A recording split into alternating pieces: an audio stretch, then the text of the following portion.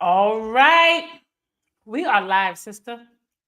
Good evening, everyone, and welcome to another episode on the Walk and Power podcast, a podcast that has been curated for women in leadership to really support, encourage, uplift, and all the things that us sisters should be doing for each other. That is what we are here for today. And tonight, we are discussing a very important topic, a topic that is very near and dear to both me and my sister guest.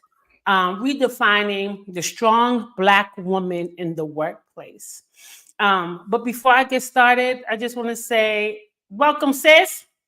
Thank you for having me. Thank you for being here. I Yes, love that we get to collaborate on each other's podcasts and we get to support each other in so many ways. So, I met Regina a couple years ago. And to be honest, Mhm.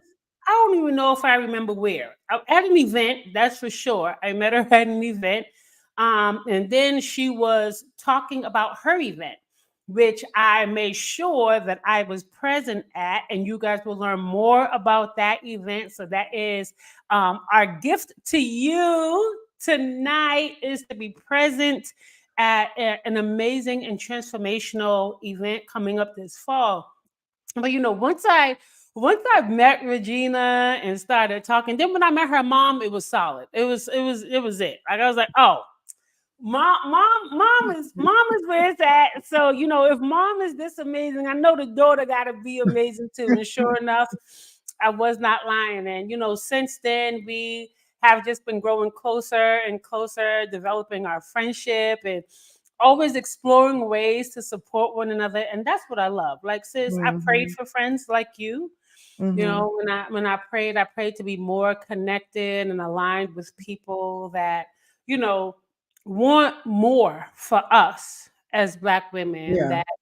and that really want sisterhood, because that Mhm. can be hard to find at times. So I feel Yeah. incredibly blessed to have you in my life. Well, thank you, and I feel the same way too. Cause like I've always been. I'm an introvert, but I've always been a loner too. And so, I haven't really had like a friend group before, like a real solid friend group before. And so, so yeah, I'm just so lucky to have you as part of this friend group, extended family. So Absolutely. I do appreciate you, and I do appreciate you always supporting, and I Absolutely. appreciate that. Mhm. Absolutely. Well, I want y'all to know that I'm here munching on my grapes because it's been a long day, y'all. I don't know what's more challenging, sis. Being a single mom during the school year or being a single mom once the school says I'm not watching your kids for a few months and they're yours. I don't know what's more challenging, but my baby boy, he'd be like, I'm gonna take all you got, mom. I'm gonna take all the energy you got. So I'm Right. like, you know what? Listen, my Gabe, he is the sweetest kid in the world, but girl, he give his mama the Mhm. business. He gives his mama the business. So I was like, let me make sure I have some grapes and some cheese and water. So I'm Yes. healing Good. while we are doing this show, nurturing my body, nourishing my mind, my body, and soul. I just knew I needed those things. So if y'all see me pop a grape every now and then, don't be judging me, okay? Don't Go be get your own judging. grapes too. Go get your own grapes. But let me say this though.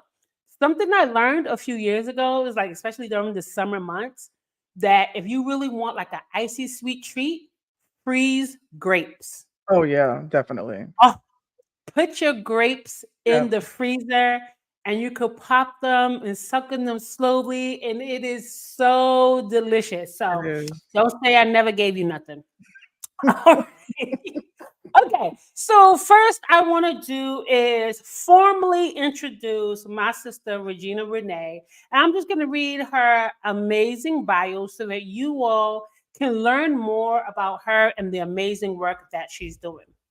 Regina Renee is an award-winning mental health advocate and the founder of Mindful and Melanated, which I just love the name of her business, Mindful and Melanated. Mhm. Uh, a peer-led online community for Black women who need a safe space to tackle their unique issues around mental health and wellness.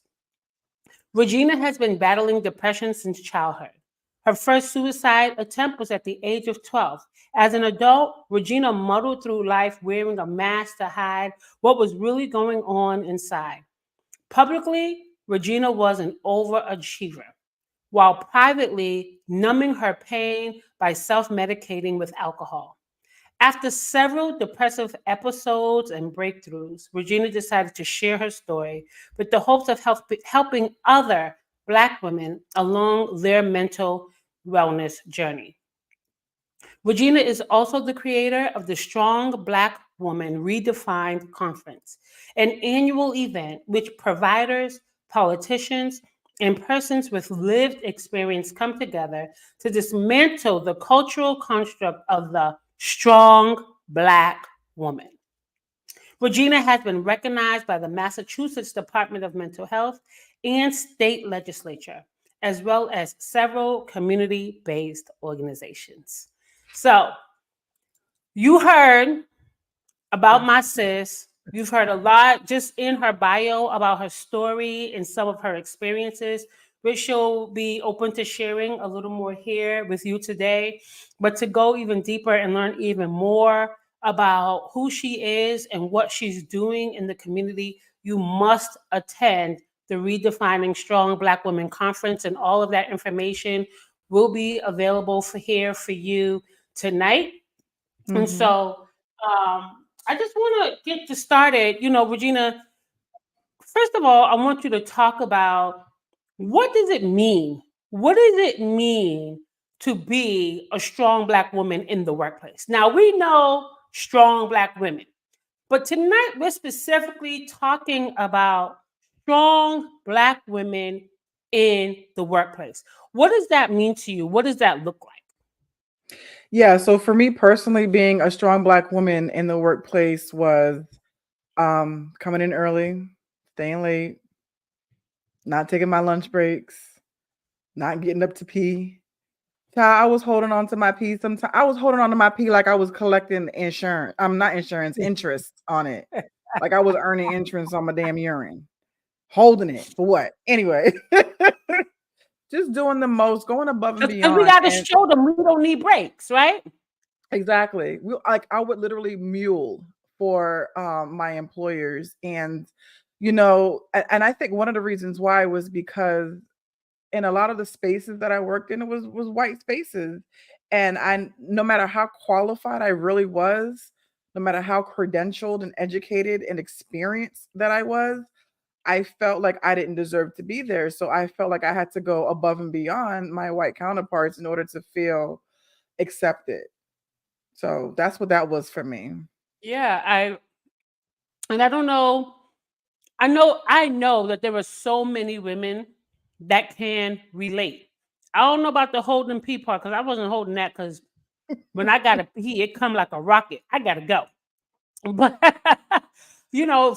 for anyone who is tuned in, if you can relate to some of the things that Regina shared just now, definitely comment. Let us know that you're here. Let us know that you are connecting. Wow, Teresa. Teresa says she can definitely relate to the P.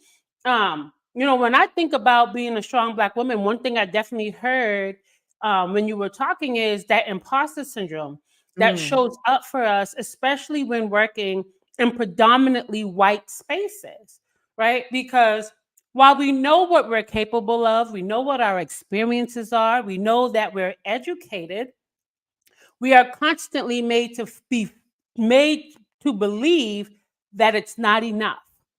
You right. could be doing more. You could have done that better. Mm, It's and even if you're not looking for praise, leave me alone. mhm, Let me do my job, right? Like mhm, it's the sly comments, it's mhm, the microaggressions, all of mhm. the things that we experience. But then what society tells us as Black women of how we're supposed to show up because we're already labeled angry Black women. So when we are receiving these microaggressions, we don't want to say anything because no matter how we say it, we're angry. Right. If you say, I really didn't like the way you spoke to me, oh my God, why are you so aggressive? Calm down. Well, calm down. It's okay. Relax. Like what? Oh, it's right. And the question is, if that same comment came from a white woman, would it have been received as aggressive? So that goes back to that constantly questioning your worth. I have a story. I remember a time I was at a conference, Mm-hmm. and it was I don't remember what the conference was, but I went there for my job, and it was predominantly white attendees. And but I conversate with everyone no matter where I am. And one of the ladies asked me what I do, and I told her, and she said, "Oh, well, so what are your future plans?" I said, "Well, one day I want to start a business, doing something to really help others on their journey." She said, "You should really consider going back to school and getting your degree so that you can do that." I said, "I have 3 degrees." I'm sorry. I don't mean to laugh. No, it's funny What? because what made you assume that I don't have a degree, right? Right. But if that was a white woman, and here's the crazy part, that has happened to me so many times when a white person has asked me about my dreams and aspiration. Their next thing is always, you should really consider going to college because that sounds like a really great idea. What makes you think I did Right. not go to you Right. know? And so, but then it makes me ask myself, do I sound stupid when I talk? Is my delivery not on point that's making these people assume? So maybe I need to change Mm-hmm. myself a little bit.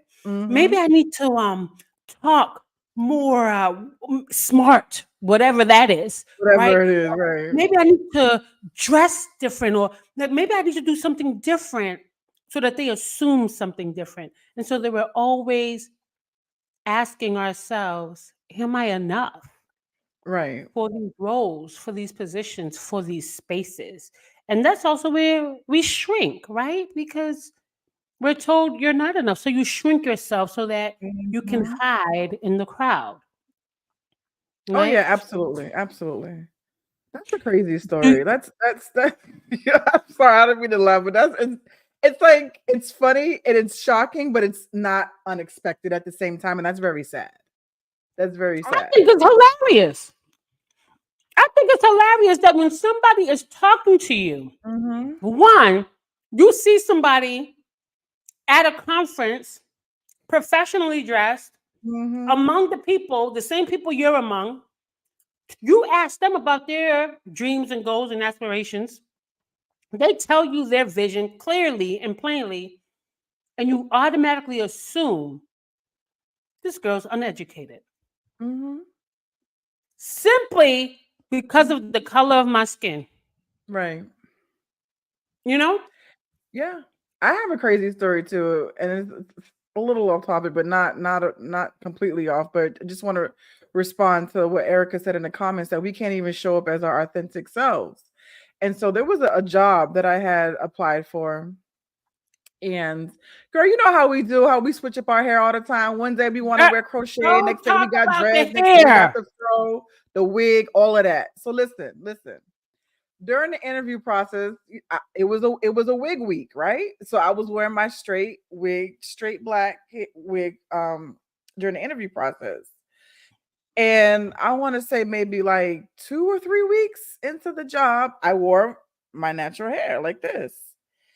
And so one of the women who was the supervisors who were on the interview panel, she, a white woman, tells another supervisor, a black woman, that, oh my God, did you see Regina today? She came into work and she looks so unprofessional.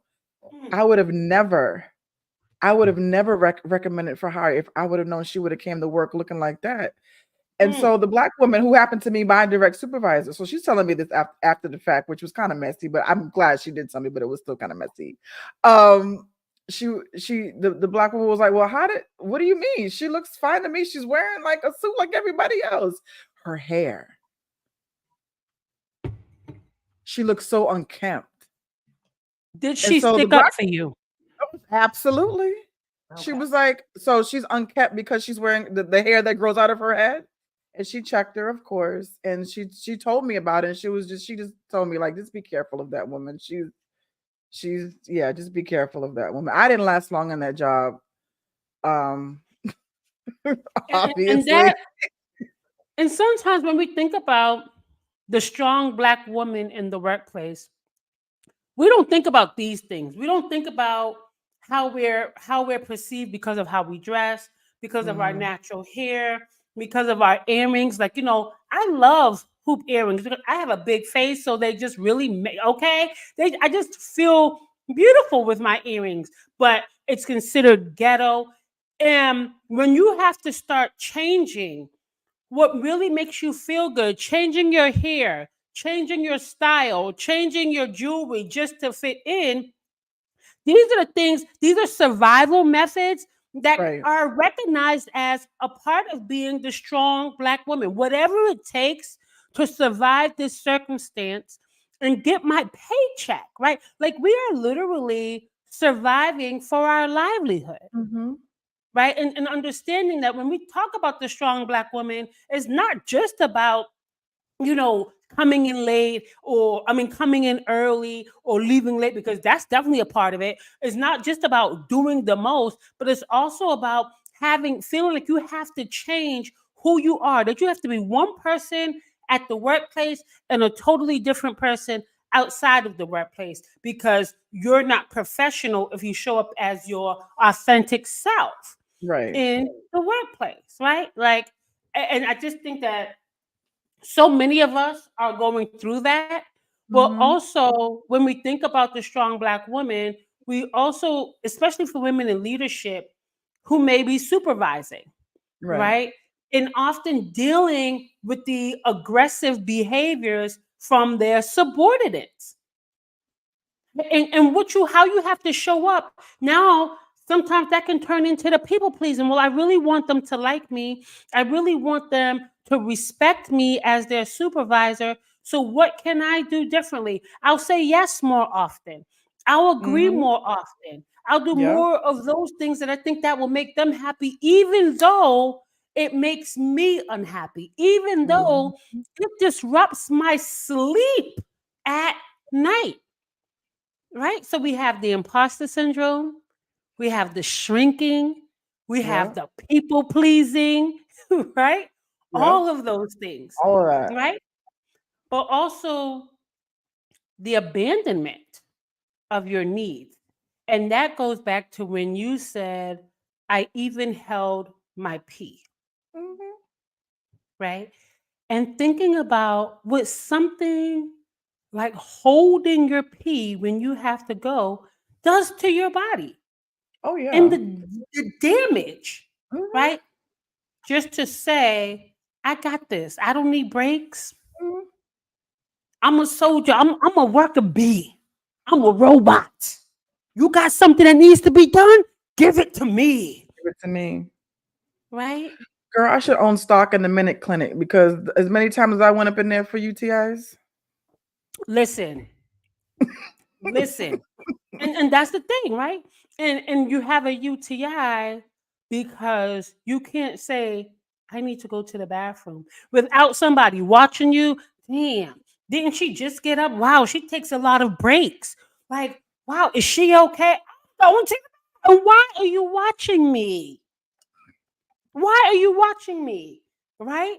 The Yeah. question of, so how long did you take for break today? The question Mhm. is my work done? Right. Hello. Is my work done? Did I And complete the and task? is yours done? Period. Right? Did I complete the tasks that were requested of me? So it's really challenging because also, because we want to prove our worth, because we want to prove that, one, I ain't no punk. I can get through this. I can show them that I'm worthy of this job. We'll stay in places that are causing us harm long past the expiration date. Right? I talk about being at my previous job for 7 years. By the end of it, I was losing my hair. Mhm. You know what I mean? I was having hives all over my body every single day from the stress that I was experiencing over 7 years. The Mhm. same thing every day for 7 years. I should have been gone. But I told myself, nah, I'm not going to let them push me out. Yo, facts. Yep. That's Right? yep. That's what we tell ourselves. Yep. Listen, I'm not going to let them push me out. I'm not going to let them win. Honey, they already winning. You're Mhm. sick. You're sick. You're sick. You're depressed. Mhm. I remember I got so depressed at work. And at this point in my life, I didn't understand depression. But the fact that I couldn't sleep or stay awake, my mouth had canker sores all in it. I mean, I couldn't eat. And I did Mhm. not, I just was like, maybe I just need some rest. No, baby, you are depressed. And I literally had to start therapy where he said, you're going through a deep depression. Mhm.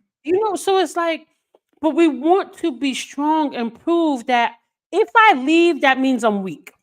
If I Right. walk away from this situation, that means I'm weak. And the reality is, walking away means you love yourself. Because staying Exactly. in a place where you're not loved, where you're not valued, where you're not appreciated, just to prove yourself, Mhm. you're doing more harm to yourself than anything else, right?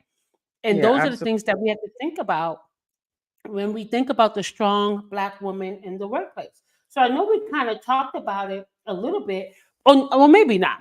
But let's talk about what would you say are some of the contributing factors to developing this identity in the workplace? And actually, we did kind of touch on some of it, but what would you say are some of the contributing factors to developing this identity in the workplace?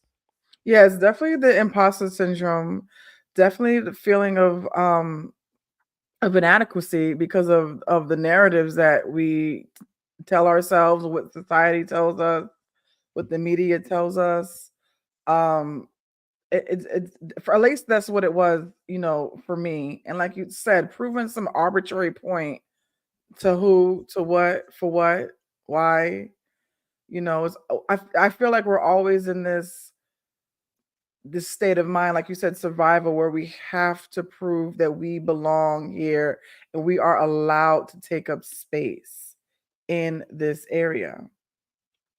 And it's bad. Like, and to go back to what you were talking about regarding you being sick and you getting into a deep depression, like like you read in my bio, I've had depression since childhood, and so I know the signs of it.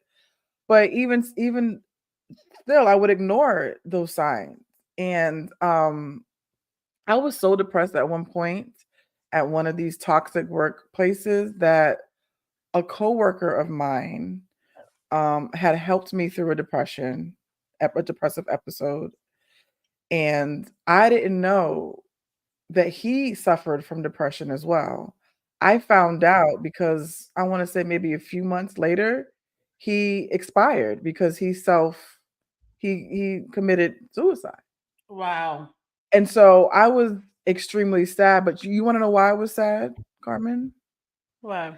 I was sad because mine didn't work. That's how depressed I was. Yeah. Because of a job. Yeah. Because of a job. If that's not oppression, oppression at its finest. And I love that you mentioned you have suffered with depression since you were a child. And I imagine how many of us also suffered with depression as a child, but it was just labeled as a disrespectful kid or a kid that doesn't listen because Lazy. Mhm. lazy, doesn't want nothing out of life, doesn't want nothing with themselves, because they don't have the words to Right. express what they're feeling, but also because no one, I don't know if I want to say cares enough, but also no one is aware enough to ask the questions, to ask the right questions, because so many of our parents or moms who have also had to be strong Black women look at us like, girl, you ain't seen life. You ain't been through nothing to be sad or to be depressed. What you crying for? Like if you see a Right. child that's just crying and nobody hit that child, that might be a chance to ask some questions. Why is this baby crying? I remember always crying. My auntie still talks about it to this day. Oh, you used to drop them crocodile tears. And I don't say it to her because she doesn't understand. But to this day, my thought is, you never thought to explore why Mhm. I was so sad as a child. And Mhm. this followed me, right? And so when we think about what women are experiencing today, a lot of the strong black womanitis, right? Um, um, the identity or the symptoms that are showing up today, if you really sit down and maybe do some self reflection, you may see that this has been present in your life all along, right? And it's Oh, just showing up absolutely. differently. Yeah. And Ab because some of us are not in a space to do that reflection, we're not fully aware of how long I've truly been. We see the challenges at the job and the pressure at the job is only bringing to the surface what we are Mhm. already struggling with within. But if we can take a moment to see how long we have really been dealing with this. So when we talk about some of the contributing factors, it could be your upbringing. It could be trauma from your past that already made you feel unworthy, that already made you feel like you had to be selfless. I was raised in a household where my yes to others was more important than my yes to myself. Show up for others, give too much, give all you got, right? We talk about, the recipe I shared of my grandmother's recipe, right? The give without boundaries, the Right. hide your true feelings and never ask for help. Those things that were ingrained at a very early age contributed to how I showed up as a strong black woman in the workplace.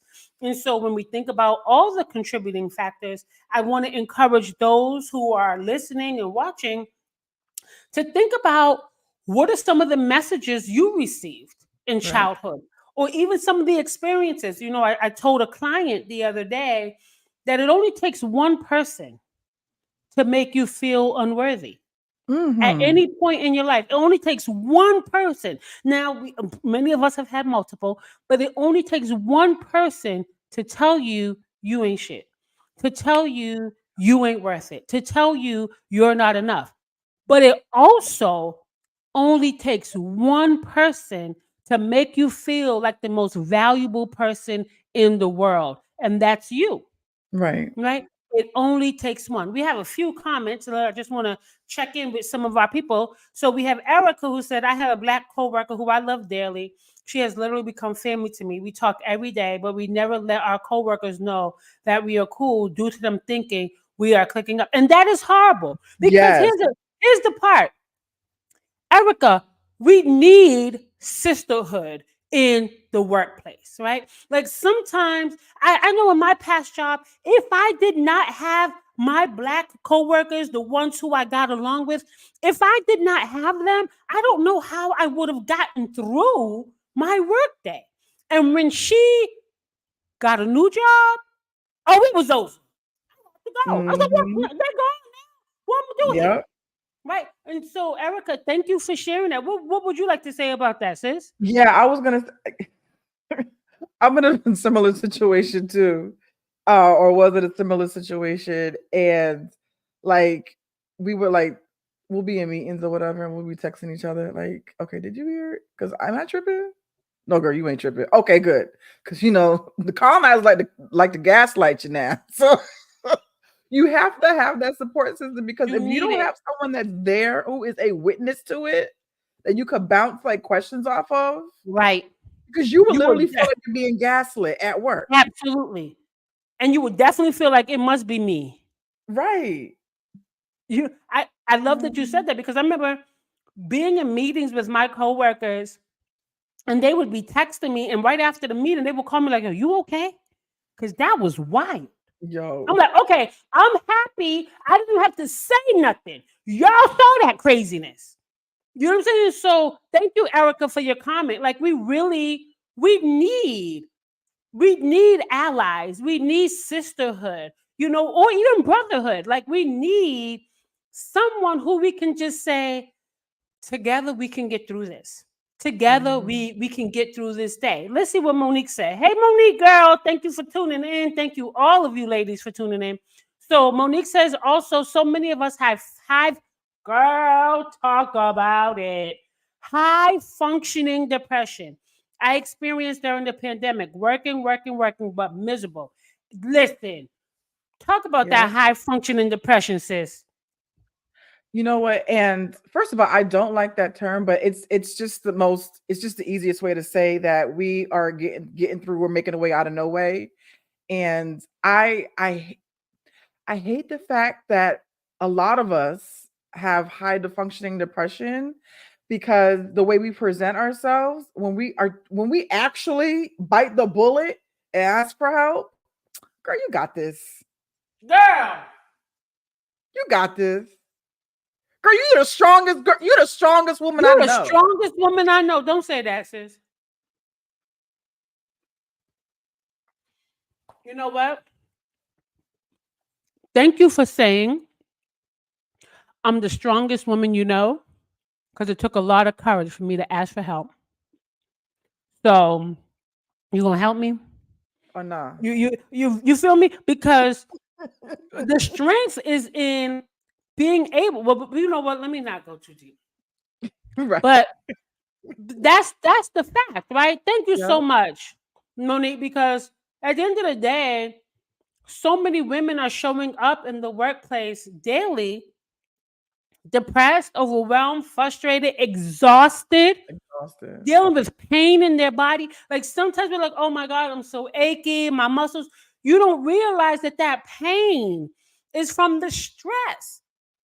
I used to sit down for work. I didn't have a walking job or a standing job. And every day at the end of the day, my feet were on fire Mhm. because I carry a lot of stress in my feet. And that's how I know it's like I got my feet are hurting me so bad. And it's not even like I'm walking. It's not even Right. like I'm standing. So that also goes back to listening to your body. Your body is trying to tell you that I'm shutting down. I can't, I'm not functioning well, and I need you to stop. Right. We will rely on that high functioning depression because it's, Yeah. you know what, I can get it done, I can push through this. But the more you push, the more you're hurting yourself and you're hurting your body, right? That needs rest Exactly. or I needs have to a get the hell up out of there. exactly. I have a story about that too. I had started a new job and it was a really good job. And of course, I'm trying to prove myself. This arbitrary point that I'm trying to prove, right? And I want to say maybe like a month. It was less than a month, maybe about a month into the job. Um, I started noticing that I was getting shortness of breath. Now I Mm, was a heavy chick, you know what I mean? So if I walk too far, too fast, a chick get out of breath. Yeah, I mean, it happens. But in this particular instance, like it was just literally me standing up and mm, like I felt like I just ran a marathon. And I'm like, what is and like I had this heavy pressure on my chest. And I'm thinking, okay, Regina, it's time to lose weight. Anyway, so I'm pushing through, pushing through, pushing through. And one day I was like, you know what? Go to the ER because I literally felt like I could not breathe. mm. Long story short, I get to the ER, and they did some tests. Girl, why I have multiple blood clots in both sides in both of my lungs. Mm. And I'm getting up and I didn't want to take time off because I just started this job. I have to prove myself. You know what I did, Carmen? Why I brought my laptop with me and freaking was working in the hospital. Because we know that our needs will not be honored. We know that if we say, hey, I need to take some time off, I know I just started, but you know what, maybe this is not the good fit for you. Mhm. Maybe Mhm. this is not the right job for you. Mhm. And when you're thinking about paying your bills, keeping a roof over your head, keeping food on your table, you're willing to risk your life. And you don't hear Literally. that often in the white community because it will be take all the time you need. Mhm, Take care of yourself. Let mhm. us know if there's anything we can do for you, right? But for us as Black women, we know that sharing our needs or asking for time to take care of ourselves will not be received well. I Right. knew, and since I remember, like when you share that story, I remember being sick with the flu, but saying I can't take time off, and I was Mhm. at work sweating with fever, and I was in a meeting, nose running, and I kept saying, "No, Carmen, you can get through this." And we're meeting with a partner that we want to bring on, and I'm so sick that I'm falling asleep like this, Hmm. looking hard, and I just could. My body was like, "Please lay down."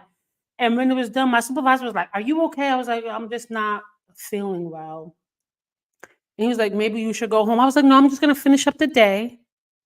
I'll finish up the day, and if I'm not feeling well tomorrow, I'll let you know." And of course, I still came in for the rest of it. But when I look back at Mhm. all the sacrifices I made to please a job that would replace me in a heartbeat, Heartbeat. I Now have was to apologize to myself. Oh, absolutely. And was that loyalty reciprocated? Absolutely not. Never. Never. I remember when I was getting to that place of being so depressed, and they knew that I had my business and they knew all my dreams and Mhm. visions. And I said to my supervisor, right now I'm just trying to figure out how to get things done between, making sure Gabriel is well and really trying to grow a business that I love and make sure I show up here. And he said to me, you should consider letting go of everything you're doing outside of work so that you can focus more of your time and energy here. Okay, so And you're gonna that's let go when of your family, sir? let go of everything you're doing outside of it. Gabe is getting older now and he can take care of himself. Mind you, he's married, he lives in the suburbs with his kids. And I said to him, I hear what you're saying, but what you don't understand is where I live, there is shootings. And I worry about my son, and I need to be more present in his life. And I'm trying to figure out how I can be more present for my son and show up for my job and do the things that I love and take care of myself. And when he told me you should probably let go of all those other things, that's when I knew it was time for me to go. Because I believe as a leader, the only thing you should be saying is, how can I support you? Exactly. What can Exactly. I do to help you be able to achieve those goals? And so for us to remember is that they could care less about what you have going on in your life, right? Most employers, because I'm the type of employer, I value my whole employee, Mhm, right? right. Not just the person you are at work. I value all of you, right? But most organizations could care less about your parenting, if you have a family, could care less about if you have big goals and dreams and visions for yourself outside. They could care less They don't as care. long as you're showing up here and getting the job done. And that's a hard employer to work for, It is very right? hard. And I think as we move forward in life and getting jobs and assessing who we are and where we want to be in the vision we have for our life, is really being okay with saying no to something or someone that doesn't align with your vision. If you're job hunting, asking what is the flexibility for me to Right. be able to take care of myself and achieve my life goals? What is the flexibility for work life integration? What does that look like here? What is the culture for family here? And if it doesn't align, you have to trust and believe that what you truly want will be yours. But every time and I had to learn this the hard way, holding on to something that doesn't belong to you will block the things that want to come into your life. Oh, yeah. And those are the things that strong Black women as as holding on to that identity of a strong Black woman will block the joy and the peace, right? And the comfort that you truly want and desire, because you are leading with fear. You are making this fear-based decisions. Every decision you base, it could, well, if I do this, then this might happen. Well, okay, maybe I'll do, right? And so when you are only making decisions based from fear, every response will feel fearful. Mm-hmm. And so we have to be open and willing to release that. So it's 8:41. I'm move us along because we be having too much fun on here. But one thing we've already talked about is um, the physical and emotional and mental health impact of embodying this strong Black woman identity in the workplace. We talked about the hair loss. You talked about the UTI and the blood clots. Eh, and the thing is we'll never say, most women, it's because of my job, right? It'll be mostly, Mm-hmm. oh, I got this thing going on now. When I got this thing going on now. And we're not really thinking about the common denominator. Did you have all these things going on before you got into work? And if you did, chances are you left one stressful job and jumped right into another one. Exactly. Right, Exactly. sis? Absolutely. So I know that's the for I'm physical. sorry. Mm-hmm. Mhm. No, I No, was go just ahead. gonna say, just to go back to your point about when you're interviewing, asking like what the workplace culture is around work-life balance. Like the job that I have now is literally $20,000 less. The salary is $20,000 less than my last job. But because it's fully remote and I have the flexibility to do like my medical appointments and stuff like that, that's the trade-off. Yes. And it's worth You it. know, it's worth it. It's Oh, worth it. definitely. It's worth it, right? And so, Definitely. those are the things, like Regina is saying, is really think about. Sometimes you have to make a sacrifice in order to win. And if that sacrifice is, you know what, I may not get paid as much, but health is wealth. Health is wealth. Right? And so when you are feeling better in your body and you have more time and more energy to take care of yourself, that will improve your ability to make money, even more money down the line. But if you're killing yourself for money, you can't even enjoy that money because most of that money is going towards your medication and your doctor bills. And you know what I'm saying? All of those things. So these are the things that we really have to think about. At what cost do Mm-hmm. I stay in a position that is literally killing me? We think about the emotional health. We think, let me see.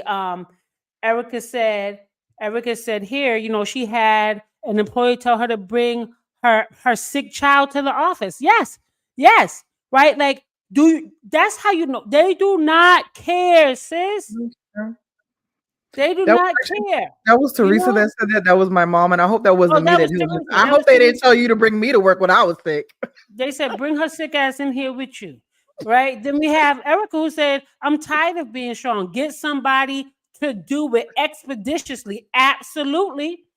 Absolutely. And that's the thing is, you can't be afraid to say, nah, I can't do that. As I started coming into loving myself more in my job, I was like, nah, I ain't doing that. Mhm. Well, who's gonna do it? I don't know. But it's not gonna be me, right? And, Figure it and out. being okay with pushing back, being okay Mhm. with valuing and respecting your yes to yourself. Mhm. Setting boundaries is saying yes to your health and well being. Setting boundaries is saying yes to your self love, to your self care. Setting boundaries and pushing back on anything that does not align with who you choose to be as a leader, with who you choose to be as a woman, Yep. point blank, period, is saying yes to yourself. And from that place is where your confidence and self esteem and self love continues to flourish, right? Daphne said, I've canceled vacation and days off. No Oh, more. Yes, sis, no oh more. my It gosh. stops here. It stops here. Yes, and peace of mind. Absolutely, Erica. Like nothing is worth your peace of mind. Nothing is worth your physical health. Listen, Mhm. without we all know, without this, listen, over the weekend, I was down with food poisoning. Sorry, Thumb, get out of here. I was down with food poisoning. And I said to my boyfriend, who was also down with food poisoning, sometimes you forget how much you need and value this body, how much our body does for us on a daily basis. And we don't Mhm. have to wait until we're sick to begin valuing and loving our bodies and treating our bodies with love and kindness and respect from the inside out. And Yep. that starts with saying no to things that don't feel good to you, especially at work. Now, here's the other thing to keep in mind when you think about why these jobs, especially these toxic work environments, can have such a detriment on your life. You spend more time at work than you do at home, than Mhm. you do with your family. So remember, you're spending so much of your time in a place that is toxic, that does not contribute or value your health and well being. You're bound to get sick. But guess what? It also shows up in other areas of your life. What you're experiencing at work, now you're bringing it home with you, right? Now you get home. When I was at work, one thing that I struggled with, by the time I got home, I was too tired to sit with my son. I was too tired to say, I'm going to watch some TV with my son. I couldn't even check the brother's homework. I was so tired, Mm. right? That's not parenting. That's not parenting. By the time I got home from work, it was almost time for him to go to bed. So I had to Yeah. feed him quick and get, like, I felt horrible. I could not even connect with my son because I was giving so much time to a place that didn't give a damn about him, right? And so these are the things to keep in mind. So, what we want to segue into is steps that you can take to reclaim, to rewrite Mm. your narrative. I'm not even going to say to reclaim, to rewrite your narrative, because for a lot of us, we don't even know what our original narrative is, right? Because for many of us, our narrative was written for us at birth. Oh At yeah. birth, the parents told you who you are and who you're going to be and what you're going to be when you grow up and how you should look and behave as a lady and so on and so forth. So, therefore, the narrative began being written for you, often for many of us at birth. So, this is an opportunity to write your own narrative, right? Mhm. But also to reclaim your power, to show up as the woman you want to be in the workplace and every other area of your life. So, Sister Regina is going to share with us her framework called FIGHT, a 5-step process that you can implement to begin doing exactly what I said, writing your narrative and reclaiming your power. Take it away, sis. All right, let me take it from you now. So my fight for your life formula starts with F, forgive. Forgive but don't forget. Forgive others for how they've mistreated you, but never forget how they mistreated you. Because you want to release that bitterness, for lack of a better word, from your body. You don't want to walk around with that negative energy. So go ahead and forgive, but never forget. Just never forget. Ignite. Ignite your passion and do things that bring you joy. Now, I know for some of us, it may be easier said than done because we may be at a job that we feel like we have to be at the moment. We can't really transition into starting that business or to getting a new job, but just maybe finding things like hobbies that you can do outside of work, um, that you can do that will fill your cup, right? Anything that makes you glow and smile and laugh and feel joy, just ignite that passion inside of you. um and then give yourself credit and give yourself grace. Just like the forgive others portion, you want to forgive yourself for not having those boundaries. You want to forgive yourself, Daphne, for canceling those vacation days. You know what I mean? And then and give yourself credit. I think is very important. And it took me a very long time to do this. And you know how in the beginning of your work day, you go through, you check your emails and you write your things to do list. At the end of my day, I write a things I did list. And it's a worksheet that I created. And if you want to join my Patreon, you will have access to that worksheet. So the worksheet has the things that you did, it's 3 columns, right? Things that you did. And then there's a checkbox. Did you do it for yourself or did you do it for someone else? And I bet 9 times out of 10, that column that's for someone else is going to be check, check, check, check, check, check, check.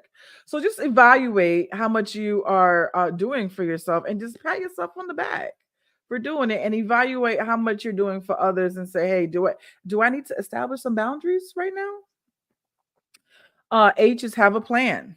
Have a plan, whether it's an exit strategy from your job, whether it's a crisis or a safety plan. If you're starting to feel anxious, what are some things that you can put in your toolbox to ground you? Is it aromatherapy? Is it a grounding technique like a mindfulness activity?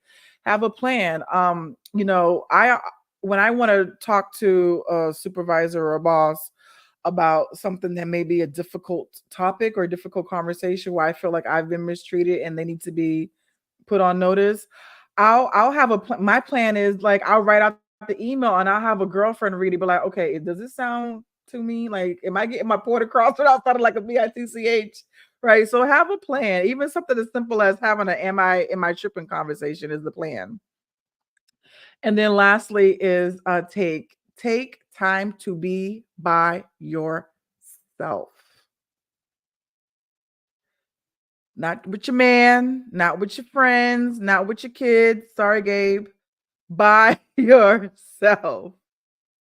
Self-reflection is key. And that was really, really key for me for when I was starting to rewrite my personal narrative, my story.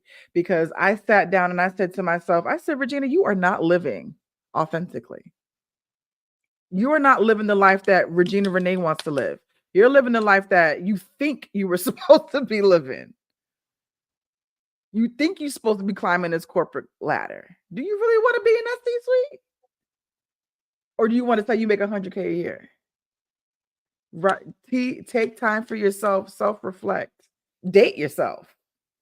I like going on dates by myself. I will take myself out to eat in a heartbeat. It's because I'm greedy, but you know what I'm saying. You know what I'm saying, right? Just go be by yourself. So that's my formula, the fight for your life formula. Forgive, ignite, give, have a plan, and take time to be by yourself. And I'll hand Yes. you back the mic, sis. Awesome. Thank you so much for sharing that. That is beautiful, and the last part, to take time to be by yourself, I think is so important because like you said, so many of us are living the lives that we were told we're supposed to live, as opposed to the life that our true authentic selves desire to live at our core. Taking time to be with yourself is a way to really get to know who you are.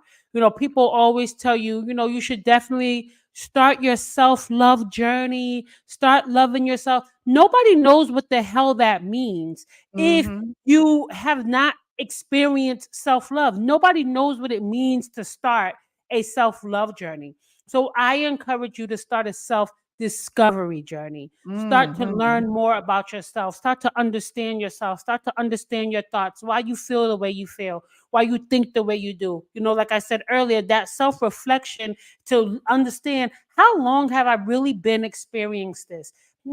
It's because that'll also help you know, am I even working in the right field? I've been working in this field for so long simply because I have the experience in this field.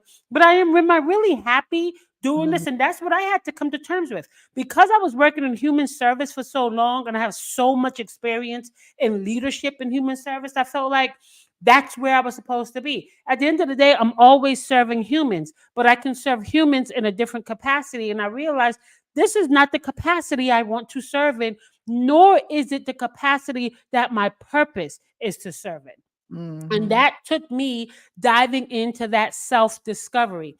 through self-discovery is where you're able to foster self-love. Because what I'll tell you, and I've said it time and time again on this podcast, it's hard to love someone you don't know. If you've Girl. ever gone on a date with someone you just met, you're not going to say, I love you. You don't know him. You do not know that person how you love them. So it's hard to say, oh, I love myself when you don't even truly know who you Mhm. are, sis.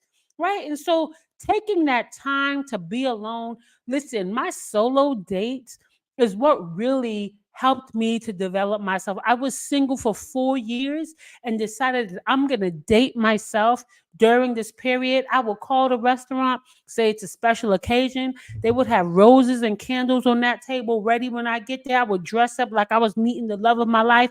You know why? Because I am the love of my life. Right. And Mhm. I would do that once a month. Just Wow.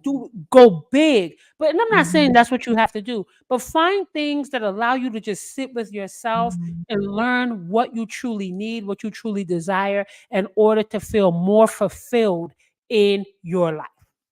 I want to thank you all. And now I just want Regina to talk about the conference. Everything we talked about here is going to be times 100 at the conference. Okay. Mhm. So, if you have not heard about the conference, it's also been being dropped in the comments. So make sure you're looking in the comments because you know we got mommy on deck. I know you over there, ma. What's up, ma? That's my girl. I know I got ma on deck dropping the links, dropping everything. The information is also right here on the screen. But sis, go on to share a little about the conference, what they need to know before we wrap up. Yeah, so the conference is called the Strong Black Woman Redefined Conference, and it is just what it sounds like it is. The purpose of the conference is for all of us to come together and redefine what it means to be strong, not being everything to everyone all the time, setting boundaries, enforcing those boundaries. So we have providers, therapists that come in. We have politicians, the people who making the policies around mental health, and also persons with lived experience like myself coming together, sharing stories, and coming up with solutions on how to be authentically true to ourselves and being strong, but in a different, not in the traditional sense of the strong black woman trope that has been ingrained in us for so many years. So it's a full day conference. We have two general sessions. The first session is like, the opening, the welcoming remarks with the keynote speaker who was gonna be and then we also have breakout sessions where we have different Black women from all across the country that's going to help us out. So we have a woman who is from North Carolina. She's going to show us how to come up with our self-care practices based off of our astrology, our zodiac sign. We have women who are going to come teach us about stress reduction and mindfulness, breathing techniques. We have a woman who was going to come out. She's from Springfield, Mass. She's going to show us how to use dance, get some movement going on. So it's going to be amazing. We also going to have some vendors, all Black women owned businesses, anything from jewelry to body butters to waist beads to cake. I hope the cake lady comes back because that peach cobbler cake was fire. Anyway, like, Ooh. so please, check out the website, get your tickets. Like I said, it's all day. You get all the general sessions, the breakout sessions, breakfast and lunch. It's just gonna be a good time. It's gonna be a good time. Awesome. You guys heard it here. Listen, do not sleep. Get your tickets. Tell your friends, grab your ladies, make it a date with you and all your girlfriends. This is definitely a conference you don't want to miss. I look forward to being present. I look forward to seeing all of you and loving on all of you because I be loving on my lady. Regina be like, leave me alone. Like, get off me, Carmen. I love my ladies. I just want to say thank you. Thank you, sis, Thank you. for joining me this evening. I tell you, before I got on here, I was so tired. But being on here and munching on my grapes and cheese and drinking my water helped me tremendously. This conversation also just gave me so much energy.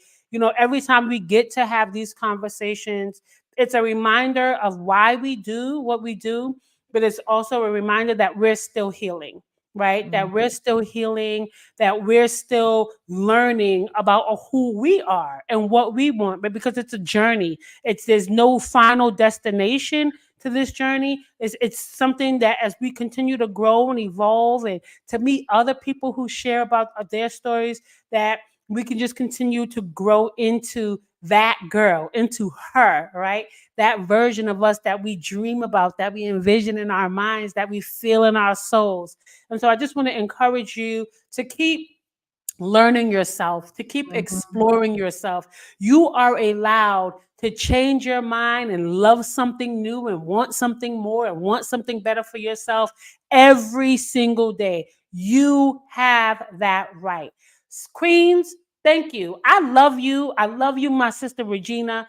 I love all of you for tuning in, for being here with me every Wednesday, like really like showing up for your sister because we have fun here, and just all of the comments that just really remind us that we have something to say. We are taking up space, and there are people who need to hear it. So, thank you Yep. for supporting this show. Thank you for supporting me and Regina. And until next time, Queens, walk in power. Mwah.